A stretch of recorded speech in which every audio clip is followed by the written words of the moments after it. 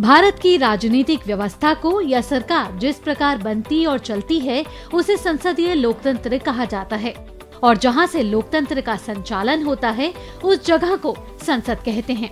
संसद में सर्वोच्च शक्तियां निहित हैं। यह राष्ट्रपति और दो सदन लोकसभा और राज्यसभा को मिलाकर बनती है। लोकसभा को लोगों का सदन और राज्यसभा को राज्यों का परिषद कहते हैं। राज्यसभा को अपर हाउस और लोकसभा को लोअर हाउस कहा जाता है। संसद के सुप्रीम राष्ट्रपति होते हैं। राष्ट्रपति के पास संसद के किसी भी सदन की बैठक बुलाने, सत्र की समाप्ति करने और लोकसभा भंग करने का अधिकार होता है। दोनों सदनों में पास हुए बिल राष्ट्रपति की अनुमति के बाद ही कानून का रूप ले पाते हैं। सबसे महत्वपूर्ण यह है कि जब संसद का सत्र नहीं चल रहा तब राष्ट्रपति अध्यादेश जारी कर सकते हैं। अध्यादेश का मतलब यह है कि वह कानून जो संसद में पारित हुए बिना ही लागू हो गया हो। लोकसभा, जैसा कि नाम से ही जाहिर है, ऐसा सदन जहां सदस्यों का चुनाव जनता सीधा वोट डालकर करती है। राज्यसभा के सदस्यों का चुनाव राज्य विधानसभाओं के चुने हुए विधायक करते हैं। लोकसभा के अधिकतम 530 सदस्य सीधे राज्यों से चुनकर आते हैं। अधिकतम 20 सदस्य संघ राज्य क्षेत्रों का प्रतिनिधित्व करते हैं। इस प्रकार सदन की अधिकतम सदस्य संख्या 550 हो जाती है। राज्यसभा के प्रतिनिधियों की संख्या उस राज्य की जनसंख्या पर निर्भर करती है।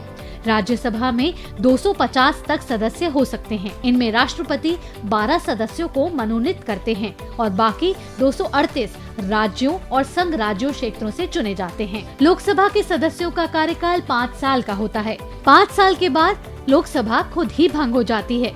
आपातकाल में सदन की कार्यवाही को बढ़ाया जा सकता है।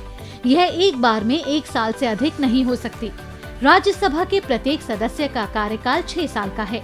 यह एक स्थायी सदन है जिसे कभी भंग नहीं किया जा सकता।